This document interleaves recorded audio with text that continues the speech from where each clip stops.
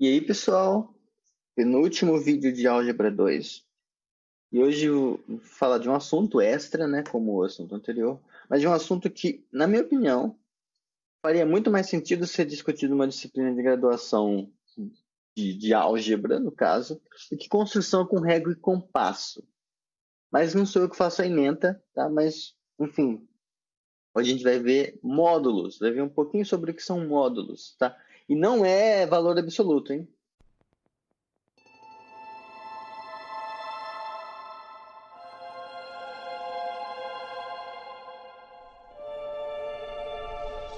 Então, um módulo, então, dado. Existem outras versões não comutativas, mas aqui eu vou me ater ao caso comutativo, tá? Mas dado um anel comutativo com unidade, tá? Então dado um anel a gente diz que M é um amódulo se moralmente M é um espaço vetorial sobre A. Aí, com razão, agora você deve estar, possivelmente está assim, pode estar irritado porque espaço vetorial é sobre corpo, né? Você pega um corpo e você fez um curso legal de álgebra linear, senão você acha que espaço vetorial é só sobre R ou C, mas em geral um espaço vetorial é sobre um corpo, né? E aqui eu tô falando que é um espaço vetorial sobre um anel.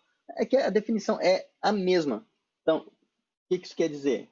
M tem uma soma comutativa, uh, associativa, com elemento neutro, onde todo mundo tem um inverso com respeito a essa soma. O que eu vou sintetizar assim é grupo abeliano. A gente já viu o que é grupo, a gente já relembrou o que é grupo no último vídeo. Então, é um grupo abeliano, a soma. Agora, como no caso dos espaços vetoriais, você tem uma multiplicação entre elementos de A e elementos de M, uma ação, né? Seria o jeito mais correto de dizer. E que no fundo, isso vai ser um morfismo de anéis entre A e o anel dos endomorfismos. Disso. Não vem o caso. Então, uma multiplicação por A, tal que ela é associativa em certo sentido, tal que isso aqui acontece então. Se tiver alfa multiplicado por beta m, onde alfa está em A, beta está em A e m está em m, isso aqui é a mesma coisa que você fazer isso aqui primeiro. Tá? É como se fosse uma espécie de associatividade. Tá? Vale o 1 do anel vezes qualquer mzinho que você pegar, dá o próprio mzinho, além das distributivas, né? Se você tiver alfa multiplicando um m mais m', isso aqui é o alfa m, mais o alfa m', e se você tiver um alfa mais beta multiplicando um m, isso aqui vai ser o alfa m mais beta m. Tá? Então, é literalmente um espaço vetorial sobre um anel. Tá? E por que pode ser interessante falar desse tipo de coisa? Né? Porque alguém se interessaria em falar sobre módulos? Em que contexto pode passar que está interessante você multiplicar por elementos que estão num anel e não num corpo? Né? Vou começar com uns exemplos bobos e avançando aos poucos. Então, exemplos. Qualquer anel é um módulo sobre si mesmo. Então, A é um módulo. Assim como um corpo é um espaço vetorial sobre ele mesmo, o anel é um amódulo sobre si mesmo. Outro é quando você faz AN, é amódulo. Aqui o produto cartesiano daquelas coisinhas, né? Assim como o Rn é um espaço vetorial, aqui o AN é um amódulo. Vejam que nesse AN, assim como acontece em Rn, a gente não multiplica dois elementos do AN entre si. A gente multiplica elementos do AN por elementos do A. Tá?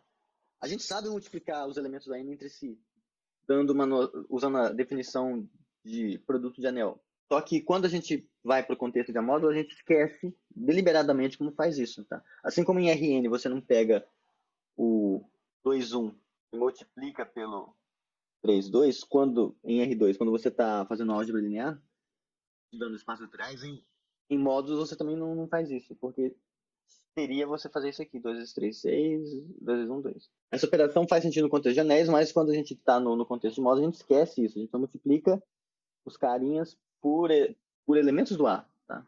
Esse aqui vai ser legal. Grupos abelianos são Z módulos. Pega o grupo abeliano que você quiser. Então, vamos justificar aqui. Seja G mais um grupo abeliano. Então, a gente já está aí com uma soma. A gente só precisa definir o que seria uma multiplicação por elementos do Z. Então, nota que a gente pode definir uma multiplicação do Z por, por carinhas do G fazendo isso aqui. Ó. Pega um Zzinho, pega um Gzinho e manda essa coisa aqui. Ó. Vai no zero do grupo, se Z é zero. Vai em G mais G, Z vezes, se Z é maior que zero. E deixa eu Tirar essa chave, aumentar ela, vai em menos g mais menos g, também só que aí menos z vezes, vai ficar implícito, se o z for menor que zero. Tá? Que é o que a gente meio que já... Isso lembra aquela definição que a gente tinha dado. Quando você tem um anel, você definiu o que é o 2 nesse anel, que é o 1 mais 1, por exemplo. Né? Que lá você fazia somando o elemento neutro da multiplicação. Mas, em geral, a gente podia definir o que seria multiplicar qualquer elemento do anel. Cara, que é somar aquele elemento tantas vezes quanto o número inteiro correspondente. Aqui é a mesma coisa. E isso aqui tem as propriedades de multiplicação que eu falei. Tá? É chatinho mostrar, é por indução, é não sei o quê, mas é um exemplo. Então, todo grupo abeliano é um Z-módulo. Agora, olha só como a coisa começa a ficar interessante. Se você estuda módulos, você consegue algum resultado interessante para módulos, em particular, como grupos abelianos são módulos, módulos sobre Z, você fica aí você já ganha um pouco mais de generalidade, tá? Mas vamos ver outro exemplo que eu acho mais interessante. Então, você já vê um espaço vetorial agora. Sobre R, eu vou fazer bem pé no chão. Ou nem tanto, mas enfim. Então, pega um espaço vetorial real, V, e eu vou considerar esse cara aqui, L de V em V, o espaço das transformações lineares de V em V. Tá? Isso é um espaço vetorial, só para lembrar, porque se você pega duas transformações lineares, T e S, e aí você pode fazer soma, produto com elas, essas coisas vão se comportar de modo linear, você tem a soma de transformações lineares feita pontualmente, e a multiplicação por escalar, então esse cara aqui tem uma estrutura vetorial. Tá? Você consegue fazer isso também. O que você não vai ter, a princípio, é uma multiplicação entre transformações lineares. Você não pega uma transformação linear e multiplica por outra. O que você tem é a composição. Tá? E essa composição, para quem já viu álgebra linear, ela vai ser o correspondente à multiplicação de matrizes. Como multiplicação de matrizes não é comutativa, tampouco essa composição aqui vai ser. Então, você pode usar isso aqui como um anel, se você quiser, mas aí vai ser um anel não comutativo. A multiplicação não é comutativa. Mas é um espaço vetorial, bonitinho. Isso a gente sabe. Espaço vetorial real. Então, nem vou entrar no mérito de como isso é um espaço vetorial, mas é um espaço, vou colocar aqui só, é vetorial sobre R. Tá, e daí? Por que eu falei desse cara? Pelo seguinte, eu estava achando que eu queria fazer uma coisa, mas agora eu lembrei que é outra, né? O que são uma transformação linear aqui? Então, essa transformação linear, ela pega caras do V e manda em V. Então vai pegar um Vzinho e vai mandar nesse negócio aqui. Legal, né? Ok. E daí? Agora vejam que por meio de T, a gente é capaz de transformar V num Rx módulo. Um módulo, então, um espaço vetorial cujos coeficientes que você multiplica agora são polinômios. Isso é curioso. Veja por quê.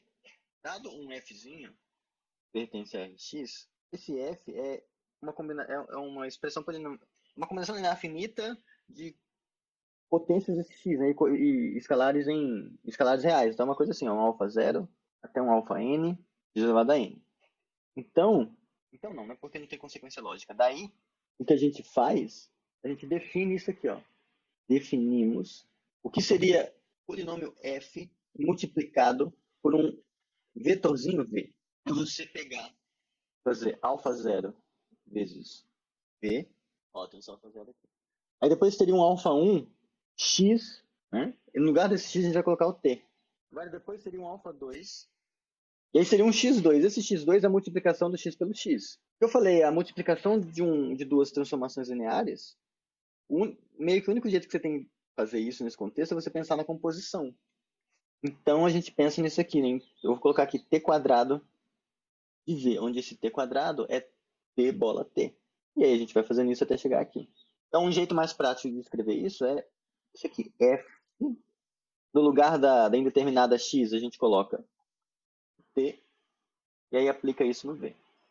Tá? Secretamente, isso está usando um pouco da estrutura de anel do LV de V, mas não tanto. Tá? Aqui, ó, só para destacar, aqui está só esse Vzinho, né? Porque a gente secretamente está fazendo isso. A identidade, que é uma transformação linear de V em V, aplicada em V. Então a gente está pensando que o t elevado a zero é a identidade. Enfim, mostra-se que isso vai ser, de fato, um módulo. E aí agora, é um contexto não não trivial, digamos assim, de módulo, porque esse RX, ó, eu peguei R corpo, é o nosso corpo favorito em geral, né? R, o corpo dos reais. Mas a gente já sabe que RX nunca pode ser corpo, então não tem como você tratar esse V como um espaço lateral sobre RX. Então, você está num contexto onde você não tem como dar uma estrutura de corpo para isso. Não tem como. Ele falou, mas para que eu quero ver por que eu quero enxergar um espaço vetorial como um RX módulo? Com a graça de fazer isso é que você nota que isso aqui é algo que está dependendo do T. Então, eventualmente, isso pode permitir que você veja relações entre T e o espaço vetorial V, que antes elas podiam estar um pouco mais escondidas. Tá? É um jeito de você ver como T interage com V de outras formas. Para dar um exemplo do que a gente consegue fazer com isso, eu vou só dar uma ideia desse teorema aqui. O teorema de Cayley-Hamilton. Tem um espaço vetorial V de dimensão finita e T de V em V é linear. Então, P de T em T é zero, tá? Esse P de T aqui é o polinômio característico. Polinômio característico de T. Vou lembrar essas coisas todas para vocês. Característico, não cosco.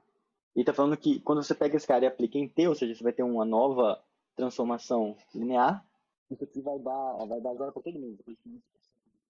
E para todo Vzinho em V.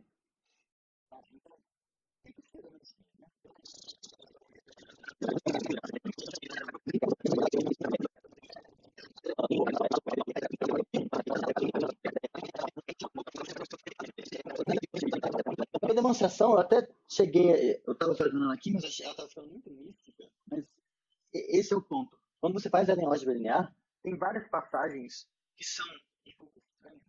Porque você, por exemplo, você faz determinante sobre um anel, e a gente está só acostumado a mexer com determinante em corpo, mas dá para fazer determinante em anel.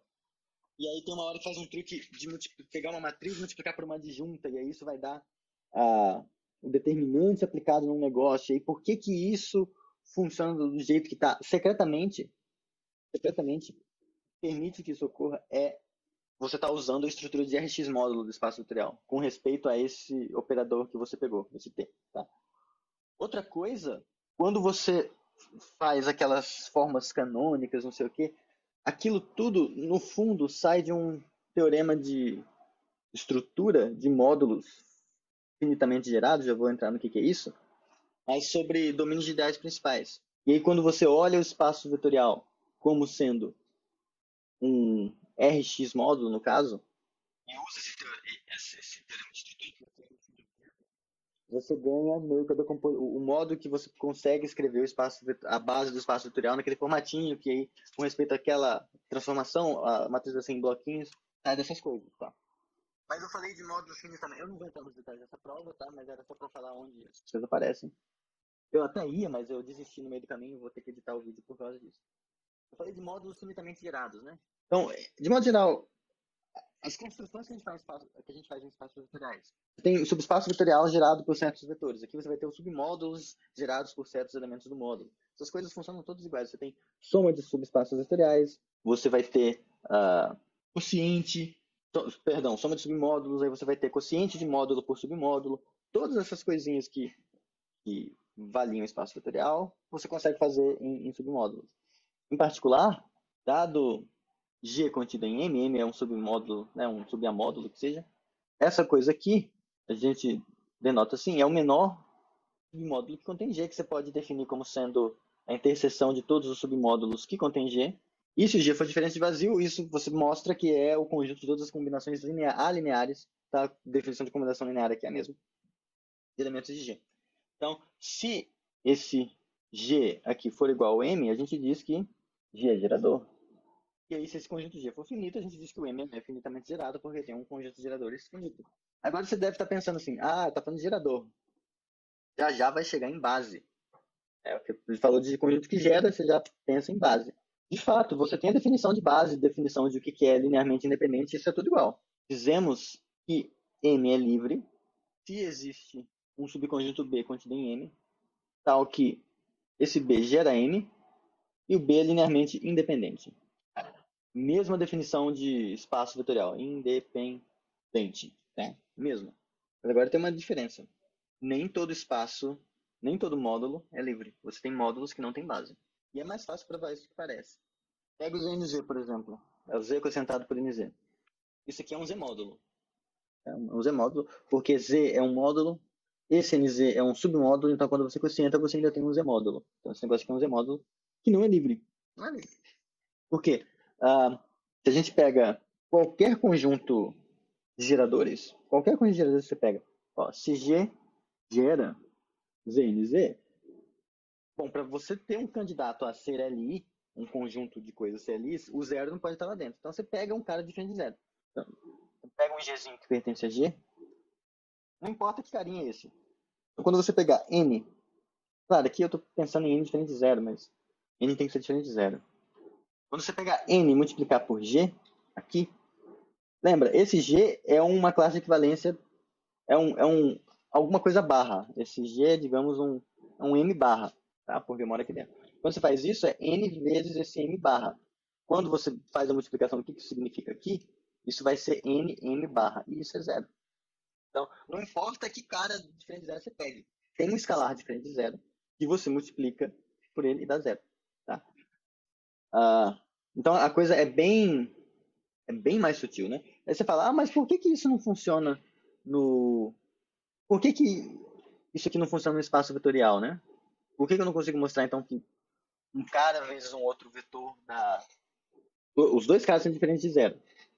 Quando eu multiplico, isso dá o vetor zero. Por que eu não consigo, né? Porque lembra, quando você está no espaço vetorial e você pega um alfa diferente de zero, multiplica por um vetorzinho v diferente de zero, se isso aqui dá zero, melhor colocar assim, se isso aqui dá zero, e esse escalar aqui é diferente de zero, você tem o direito de multiplicar pelo inverso.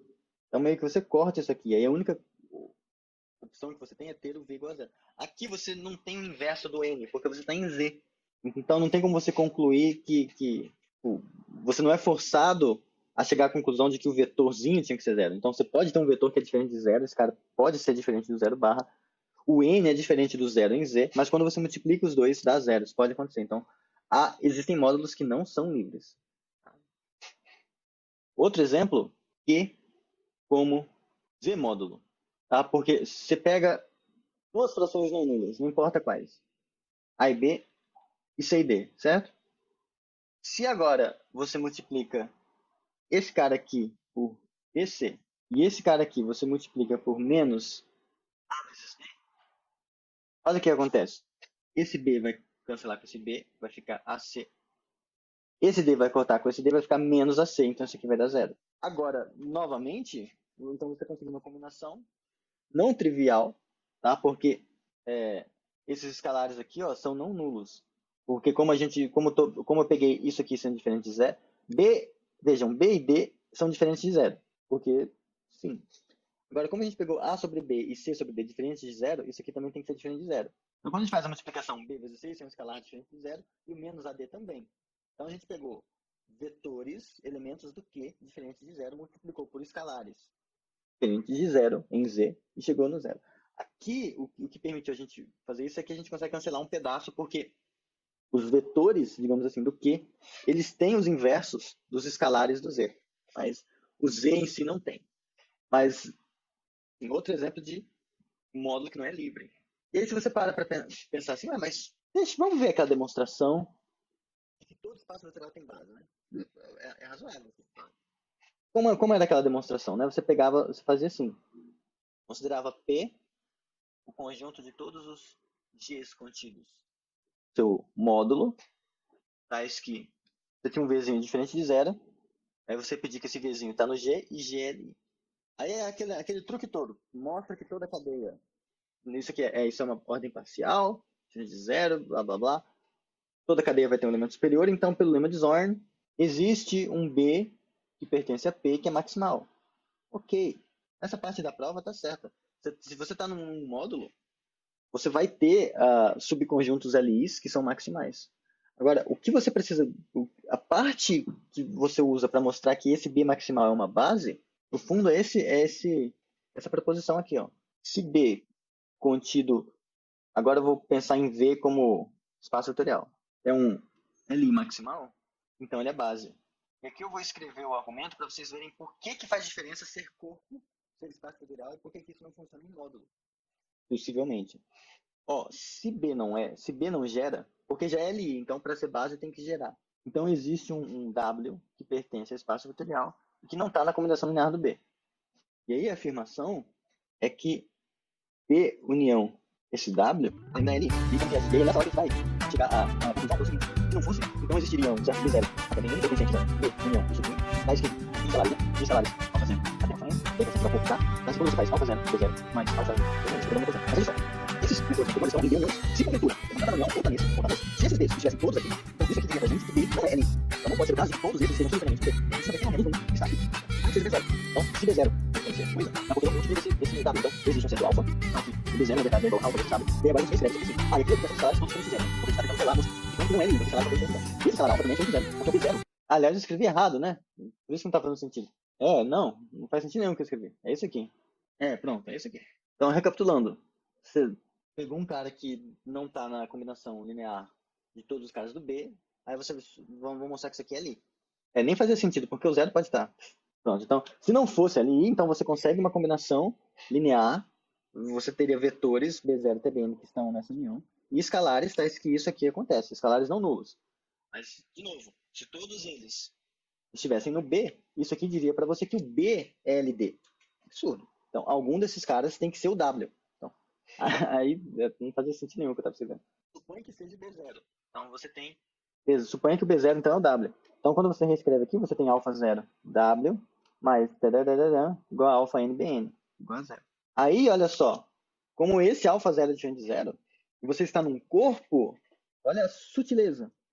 Aí sim você consegue mostrar. Você isola alfa 0 aqui, vai ficar menos alfa 1 B1, menos alfa n BN. Você isolou o alfa 0 e agora o alfa 0 W. E agora, como você está num corpo e o alfa 0 é diferente de 0, você tem o direito de multiplicar pelo inverso do alfa 0. É aí.